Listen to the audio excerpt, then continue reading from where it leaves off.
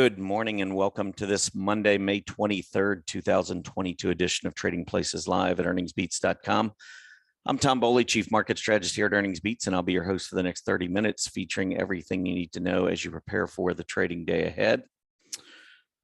Well, we got a new week underway. We had a nice finish on Friday afternoon. That led me to believe we'd probably see a good day today. Of course, that never guarantees us anything, but normally you get a nice finish with a hammer off of a key support level. Normally you would expect to see some strength. If we don't, that just kind of underscores how weak the market is right now. But we do see futures up a little bit, more so on the Dow and S&P than on the NASDAQ. Dow futures up almost 1 full percentage point, up about 300 points. S&P 500 up 32 points. That's about 0.8%. And NASDAQ futures up about 45, which is close to about 0.4%. But futures were up a lot more overnight. So whether or not that holds into the open and whether it holds during the day, well, that remains to be seen. Obviously, the market's been under a lot of selling pressure. Recently, there was a big reason for the market to go up last week, and it did, periodically with options expiring. But it wasn't any kind of consistent effort. We had a pretty nice open to the week last week. I think Monday and Tuesday did pretty well. We had our Max Pain event on Tuesday evening. And then we saw selling most of the day, Wednesday, Thursday, Friday. And it wasn't until Friday afternoon when the buyers returned. And they returned in pretty good fashion because it looked like the market heading into the afternoon might really be ready for a tumble. And we did get some buying into the afternoon to kind of save that, or at least stave that off. But now looking ahead, I'm still a little skittish. Short term, like I said, we could bounce. Intermediate term, I'm not feeling very good about this. I'm going to show you an Excel spreadsheet a little bit later in the show.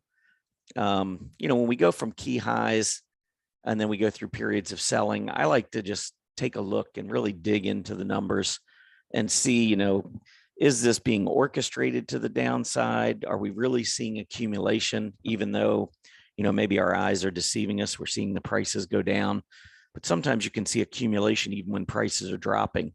And that's what we saw at the bottom at the pandemic, back in March 2020. We had these big drops, but we weren't seeing a lot of selling during the day. The drops were at the open. So I got some information for you on that just a little bit later in the show. We'll get to that. Let's see what else we got. Well, excuse me. Get some water first. Okay. Why don't we start off? Take you over to Earnings Beats for those of you who are new to Earnings Beats. If you go to earningsbeats.com, you can scroll down. We have a free newsletter. Name and email address, all it takes. No credit card required. You can unsubscribe at any time. 3 times a week. It comes out Mondays, Wednesdays, Fridays, normally out by 8:30 in the morning. Very quick read, just a couple paragraphs in a chart usually. Could give you some trading ideas. Anyway, I think it's a great way to get to know us at Earnings Beats. For those of you that already do know us, that are members or maybe thinking about becoming members, this is a great time to do it. We are having our spring special right now, where if you buy a year, you get 2 months free. If you subscribe for 2 years, you get 6 months free. And if you buy 3 years, you get a whole year free, 4 years for the price of 3. This is valid through next Monday. So you have about a week more to act. If you just want to try us out, you get a 30-day free trial if you're not currently a member. And then if during your first week of being on the trial, if you decide you really like the service, you can take us up on the special and we'll tack it on to the end of your 30-day trial. So you don't lose the rest of your trial. I think that's important. So you'll get the rest of your 30-day trial and then you'll get the special on top of it.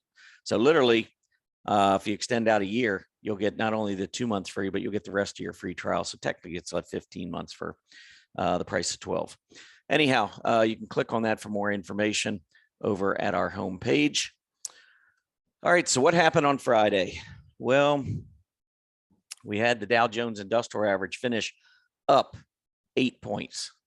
The S&P 500 was up 0.5 of 1 point. And the NASDAQ was down 33 points. Mid caps down 6, small caps down 4. I mean, if you just didn't pay attention during the day and you just looked at it at the close and just looked at closing prices, you'd probably think, well, wasn't much of a day.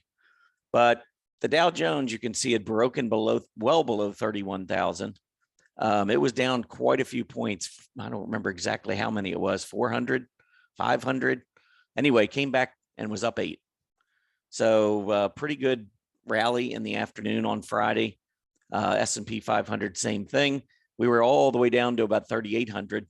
By the way, anyone saying, well, it's not a bear market, but the S&P hasn't gone down 20%. Well, now, if, you know, for what it's worth, now it's a bear market. It's been a bear market, you know. Those who are just now saying bear market because the S&P hits 20%, well, a lot of the carnage is done. So it doesn't do a whole lot of good to Monday morning quarterback and call it a bear market. At that point, portfolios are hit pretty hard.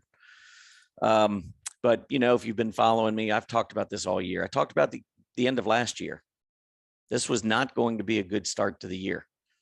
Wall Street doesn't reposition in defensive groups for no reason whatsoever.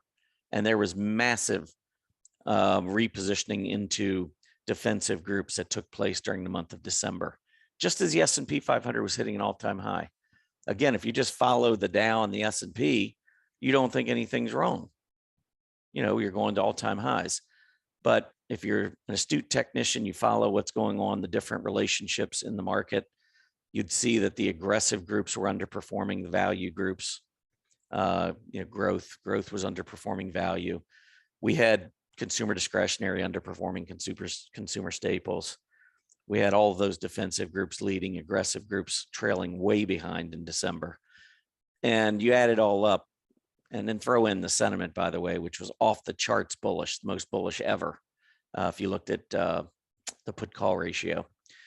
So all of those things combined, it was almost impossible. I mean, as a technician, I didn't want the market to go up anymore. It had gone too far. We really needed this pullback. We needed to have a cyclical bear market. We needed to reset sentiment. We needed to see a lot of things unwind from the past couple of years. And that's what we're seeing. And now everybody's calling for Armageddon, of course, just like they did with the pandemic, which fine. I don't care. Call whatever you want to call. Market's going to go back up. But I said at the beginning of the year, this year was going to be about volatility and it was going to be about patience. And that's what it's taking. And you just have to sit there and, you know, grin and bear it until, you know, we start seeing signs that we're ready to go back up. And quite honestly, I'm not seeing those signs. Anyway, sectors, healthcare led on Friday, up 1.22%. We're going to talk a little bit more about healthcare in just a bit. Real estate up 1.2% almost. Energy about 0.4%. On the downside, discretionary and industrials, two aggressive groups. So we had this big rebound, huge recovery, and discretionary once again down at the bottom. So they recovered off the bottom, but they didn't recover nearly as much as the overall market. Now, maybe on a percentage basis they did, but they were down such a big percentage that they were still down 1.75% by the end of the day. Industrials rallied also, but they were down more than 1% on the day. So it was good. It just wasn't great. And at this point, we need great. We need some great. We need to start seeing some rotation back toward offense, and we're not seeing that yet. And so again, that makes me a little nervous as we go forward. I mean, could we rally? Could we get 1,000 points on the Dow? Maybe 500, 400 on the NASDAQ? Yeah, we could do that. That wouldn't be a problem. I mean, we go back up. Normal 20-day tests would get us close to that. I mean, the Dow, what are we, 31,260? The 20 days at 32,539. Yes, I mean, we're 1,200 and 1,280 points away from the 20-day. So that rally on Friday could trigger a nice little rally. We could get, I wouldn't be shocked if we go up and test that 20-day. Now, keep in mind the 20-day drops every day. So it's not going to sit there and wait for us. but we could see a rally here. I wouldn't be surprised. I also wouldn't be surprised if we just kept going lower. I mean, that's why for me, it's, from a trading perspective, I like cash. There's no risk in cash. And I was talking to somebody over the weekend, a friend of mine, and they're like, you can't sit in cash. And I was like, what do you mean? I said, well, you're going to lose on inflation. I'm like, really? Inflation? I'm going to worry about inflation right now with the market dropping 5% a day. I think I'd rather have cash and worry about inflation than to be in the market and worry about what the market's going to do. So anyway, I don't really agree with that argument. Maybe over a long period of time sitting in cash and, you're in this inflationary environment for 10 years. Yeah, it might make sense. But for this, I think the inflation is going to be fairly short-lived, although it's not as short-lived as I thought it would be originally. I was wrong about that, freely admit it. But I don't know how anybody could know for sure. It's a 100-year pandemic. I've said before, I don't know of any pandemic playbook, that tells you exactly how everything's going to go. I mean, we're all kind of flying by the seat of our pants here. But I still think intermarket relationships tell you a lot about what Wall Street thinks. Wall Street's got a lot of MBAs working in that, they got a lot of experience, a lot of great education, very smart, smarter than me. And so if I can just follow what they're doing on the charts, then I feel like I've got an MBA. And that's what we do here at Earnings Beats.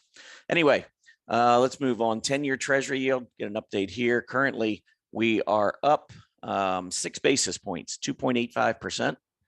So anytime the yield's going up, that means treasuries are selling. So we got money moving out of treasuries today. Will that fall into the equity market? Well, at the open, looks like it might, and we'll see what happens at the, after that. There's no economic reports out today of any significance. So the market really not trend. And by the way, earnings are starting to slow back down again. We do have some reports out after the bell, which I'll talk about in a little bit, but nothing really of substance this morning. So the market doesn't have a lot to trade off of other than options expiring last week, the big rally in the afternoon on Friday. And let's see if we can get some follow through. Maybe we'll get it at the open, but does it last? Is it just a quick pop this morning and then right back down? Is it buying all day? Do we get a trend day where it looks like, hey, there's some accumulation taking place? That would obviously be the more bullish option. Or, do we just sell off again, hit new lows later today? Don't know. Going to be an interesting day for sure. S&P 500, this is how we finished. There's that big rally. See that long tail to the downside? I mean, if you look back here, look at that rally that came. What did come after that big long tail where we had the big rally back? Come over here, see off of this downtrend, we have the big long tail. Next few days higher. I mean, this isn't unusual. Even this little short move here, nice little tail there, back up to the upside. Here, it was just that we had most of the selling was at the open. We gapped down, but you can see the big rally finish. That was a bottom, at least short term. But look at this one here coming down these 2 days. And then, that's one thing that I don't like about some technicians is they'll only point out the things that work and they don't point out the ones that don't work. And then you think, well, every time this happens, it's a lock. Well, it's not a lock. The market's never a lock. I would have said right here, look at these two big red candles and look at that nice little finish off the low, 4,200 back to 4,300, 100 points. Next day, we were back down a new low, did nothing. And look at the volatility. I mean, it was just crazy. Then we had this one. This was a nice one. This one did work. Next 2 days, right back to the 20-day. Then the selling kicks in. So I think the odds are that the market will move higher, but never have a guarantee. Don't feel like you ever have a guarantee. Make sure you keep your stops in play. Part of the problem with stops right now is where do you put them? When you got a day like this where the S&P 500 has almost 150 point range, where do you put your stop? Do you put it down below that low? And if so, that's a pretty big drop in one day. Market could do it. You'd be stopped out with, I don't know, 3% low or 3% stop, 2% stop. I don't know. That's the tough part about trading in a volatile market. You don't want to not give it much room, because with all the volatility, you're just going to get whipsawed. And then if you do give it a lot of room, then you're going to lose a lot of money if it, goes against you anyway. Kind of hard to negotiate that. The healthcare group. So I said earlier, I want to talk a little bit about healthcare. Healthcare, this is the last 10 years. So essentially 2013. And I'd normally go back to 2013 because that's when we broke out above the 2000, 2007 highs on the S&P 500. If we go back and look at the 15, actually, we're going to have to go back further than that. Let's go back 25 years on the S&P 500. A lot of times I'll refer back to 2013 as the beginning of the secular bull market. A lot of folks, most people, if you're listening, will say, well, the bull market began in 2009. And that's true. I mean, with hindsight, that's true. But we could have said the same thing about 2003, that the secular bull market was underway in 2003 because we had this big move. Well, we never got through this prior high, or if we did, it was, maybe quarter of a percentage point. I mean, it really wasn't much of anything. And then right back down we went. So was this turned out to be a cyclical bull market, not a secular. It was a short-term bull market followed by this. So we didn't know in 2009. Now, back on CNBC, I think it was Mark Haynes did call the bottom. I think it was the day of the bottom. He called it, and they refer to it sometimes as the Haynes bottom. Anyway, that was a great call. But you really don't know until you break out. You're in a downtrend, or you're in this secular bear market until you're not. And you're not when you break above these prior highs. That occurred in 2013. So to me, that's when the secular bull market began, not down here. But, I won't argue with anybody who says that that's where it began, because looking back, it did. But you really don't know it until you break out. Anyway, so when I look at a lot of these seasonality charts to kind of see what's happening during the secular bull market, a lot of times I'll go back 10 years to 2013. So that's why this is 2013 to 2022. Anyhow, during this period, what I consider the secular bull market, healthcare has done pretty well May, June, July. If you look at it on a relative basis, it's outperformed, and you can compare anything when you're using seasonality. Just type in $SPX. You can compare whatever to the S&P 500. So this is giving us relative performance of the XLV, not absolute performance. So this is telling us the percentage of months in which the XLV outperformed the S&P 500. So since 2013, we've outperformed during the month of May 60% of the time, June 78% of the time, and July 67% of the time. And if you look back, I mean, this seems to be a pretty good sweet spot for healthcare. And then I think it gets further confirmed by the fact this is the average outperformance. Excuse me, in these months. So May, the XLV is averaged outperforming the S&P 500 by 1.2 percentage points. Well, look across here at the bottom. That's the best month of any month, May. June has averaged outperforming by 0.5 percentage point, July by 0.9 of a percentage point. So if you add these up, that's 2.6 percentage points average that the XLV has outperformed May through July. Well, if the market's weak and money rotates towards defensive groups, that's only going to help the XLV. So we've got the market, which seems like it probably would favor healthcare. And then we've got the actual seasonality during the secular bull market that supports this as well. Again, does this mean that the XLV is going to outperform the next 3 months? No, it doesn't mean that. But I think the probabilities are there. I like the odds, especially if the S&P 500 is weak, continues to struggle over the summer. I mean, it's possible we could start to go straight back up, but I don't think yet. I'd be a little bit surprised just based on the other signals I'm seeing in the market, which are not bullish at this point. But this tells me that there's at least better than 50-50 odds based on seasonality and based on the condition of the market right now that we'll see outperformance. And when I look at this, 2.6% over 3 consecutive months, there's no other 3-month period close. The closest would be November, December, and January, which is 0.9, 1.5. So that's 1.5. These 3 months that we're in right now, this 3-month period, 2.6. The other way of looking at this is, let's go, well, if I just pull up the XLV, you can see the XLV has been holding on to these lows. I mean, we bottomed back in October and we've been holding that. And when you look at the S&P 500, you look back in October and you can see these lows keep going lower and lower. So that's another way to look at relative strength. It's just eyeballing the chart. I mean, this is where the S&P was in October, and this is where it is now. And the healthcare, this is where it was in October, and this is where it is now. It's up. The S&P's down. I think that's probably showing relative strength. And if you still can't quite see it, that should help. But we have a relative strength sector chart list. And if I pull up healthcare, this should help you.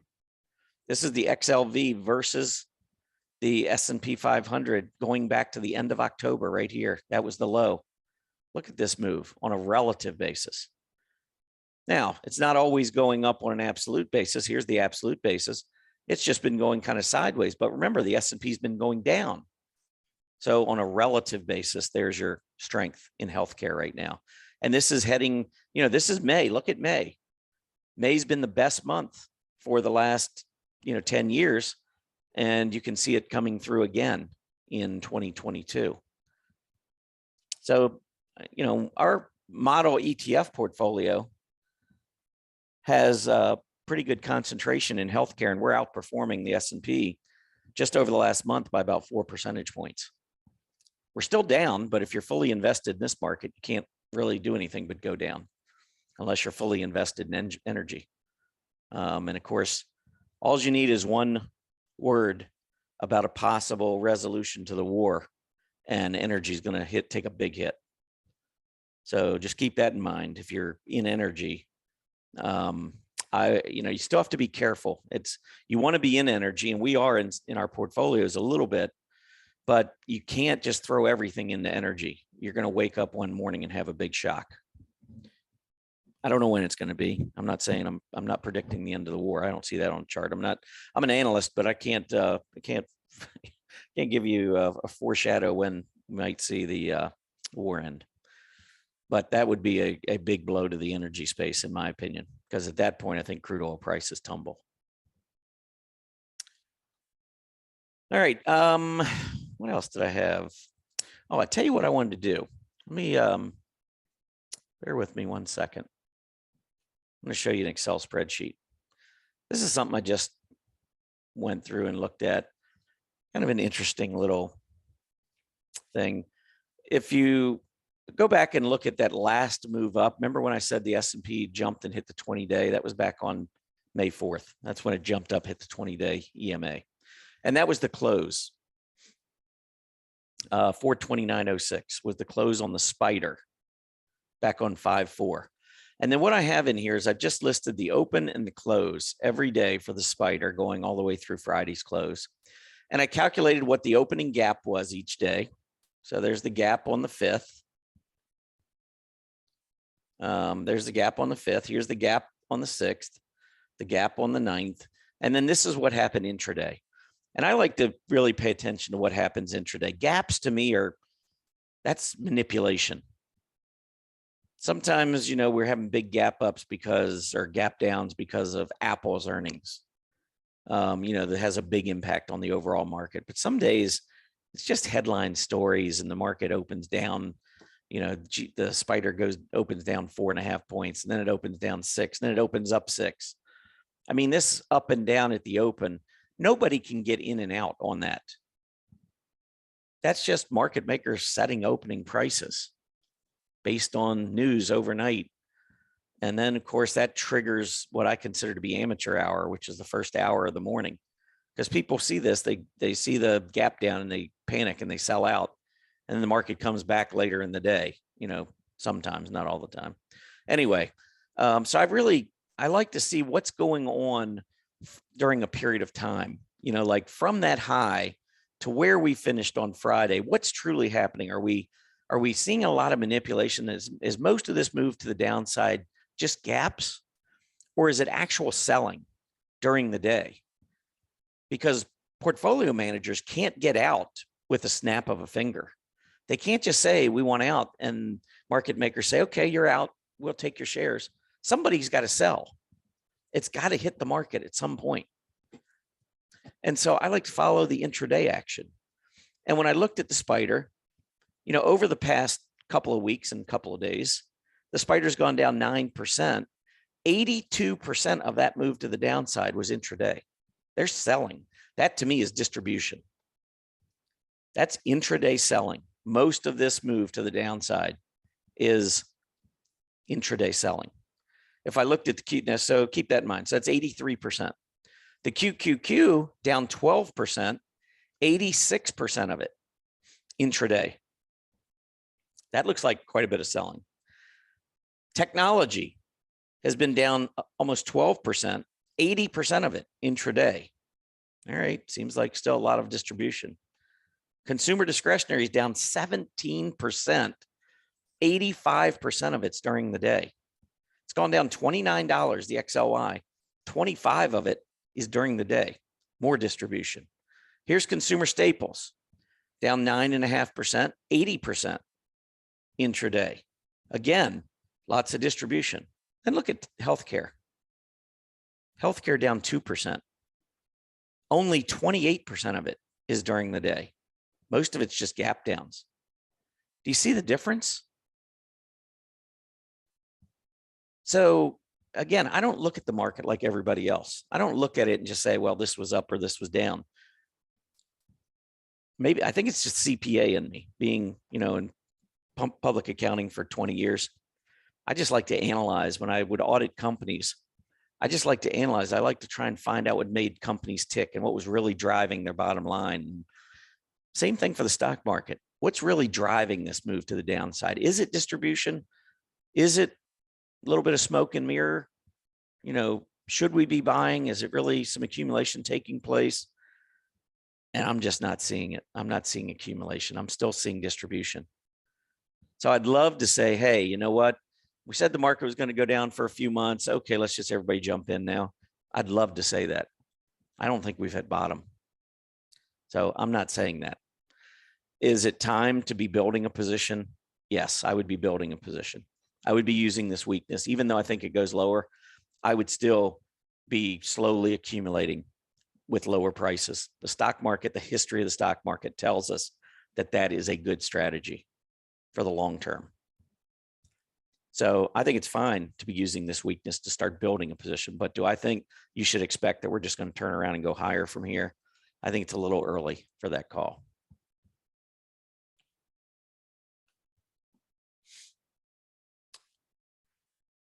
Anyhow, all right, let's talk a little bit about earnings, then we'll wrap this thing up. Later today, this ought to be a good one. After the bell today, Zoom video communications reports. Been on, this downtrend for a long time. I thought we probably hit 5 bottoms along the way, and we haven't hit any yet. We just keep going lower. I really thought this $100 level was going to be pretty big. I mean, if we look at well, let's go back just a couple of years here. Well, maybe 3 years. So pre-pandemic, we were down probably in the 50s, 60s. And then when the pandemic hit, we took off, went through 100 with the pandemic. Latter part of February, when the market started getting hit, that's when Zoom started going up.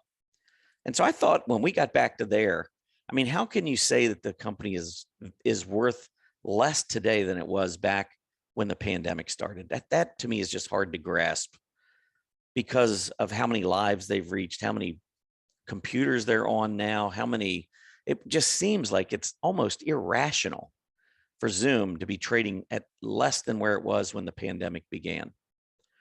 So I think for me anyway, we overshot to the upside. I think that's clear. It's hard to see it in the moment. You just think, oh, it's gone to 600, it's going to go to 1200.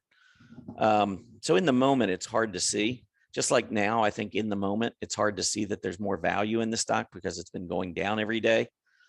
But wow, I mean, this would be one of those growth stocks that I feel like you just want to take a shot with, but they're coming out with earnings after the bell. Is this going to be the report that's going to send them shooting higher? It just doesn't feel like it, just because of the way the market's treating growth stocks. I mean, even if they come out with better than expected numbers, we've seen that with many companies, and it just doesn't matter in this market. You get a gap up and then the selling resumes. So it's just hard to trust even Zoom, which has been beaten up so badly. It's a really hard sell. Hard buy at this point. So I don't know. This one's going to be a really interesting report after the bell today. And, it still continues to trade down relative to its peers. If I pull up a 1-year relative chart, I mean, it's not showing any signs yet of being accumulated relative to its peers. So I just can't take that shot yet. But you would certainly think that Zoom is going to do well. Zoom, by the way, we did just open. Let's see what we got for an open today. What's showing 89.40, down 34 cents. Yeah, we're open. Okay, so we're down just a little bit. Anyway, let me give you 3 upcoming reports between today and tomorrow that I just want to show you the relative strength. This will be your 3 you must see, and then we'll wrap this up. So first up, let's go with Intuit, software company that reports tomorrow. And they report, I believe, after the bell. AD line is just kind of so-so. The stock's been, it was 725 in November. And we've had a lot of these stories. I mean, Intuit's just one of hundreds and hundreds of growth stocks that were at their peak back in November and have just simply gone down just further and further and further and further throughout this year. Up near 725 and now down below 375. It's been quite a fall here. On a relative basis, Intuit versus software, it just set a 52-week low. So it's not one of the leaders in the group. So I wouldn't be expecting anything big out of Intuit based on what I'm seeing on the chart here. And they report, like I said, I believe it's tomorrow afternoon after the bell. How about AutoZone, AZO? They also report tomorrow. Now, this one's a little interesting for a couple of reasons. Number one, the AD line, we were just setting new highs in April. I mean, the market got killed, and that just seemed to take everything down with it. And you can see AutoZone. Another one that looks kind of like this, maybe even worse, is Costco. Maybe I'll pull that one up. I think they report later this week. But let's do AutoZone here first. Anyway, here's the move down. I like it because it did go below this support level and held. Now, maybe we lose it today. Who knows? And the stock certainly has been under some more intense selling pressure. But you've got a pattern of higher highs. Here's your higher low. Here's the next higher high. This is the big one. So if you're looking for a stock at or near support, this is it. The problem is AutoZone reports earnings tomorrow. Are they going to hold up? Well, here's the good news. They're one of the best specialty retailers out there. Very, very strong relative to their group. The bad news, this is one of the worst areas in the stock market. Specialty retail in 2022 has been horrible. I mean, horrible. So, if you've ever heard that saying about the pig with the pink lipstick, that's AutoZone right here. It's in a group, really bad group, and it's got the lipstick on it, making it look really nice. What's going to happen with earnings? Anybody's guess. I'm just pointing out what I'm seeing on the chart and telling you why I think it's big technically. I couldn't tell you with earnings what's going to happen here. I will say this, if AutoZone misses, then this group is really in trouble because this is your leader. This is your specialty retail leader being served up on a platter tomorrow evening. So we'll see what happens with that. And then the last one, as I mentioned, Costco is going to be reporting. I mean, April, it was the best thing since sliced bread. Over $600 a share. And in a month, it's lost almost a third of its market capitalization. Billions and billions and billions of dollars have evaporated on Costco shares. And I'm sure there was a lot of in the money calls back, a month ago that probably were ruined over the last 30 days or so. But anyway, Costco up few bucks today. They're going to be reporting soon. I have no idea. Like I said, this one on a relative basis looked great at the beginning of April. And now we're at a 7-month low after just a month of some pretty tortured selling. All right, that's it. Let's check and see what the market's doing, then we'll wrap up.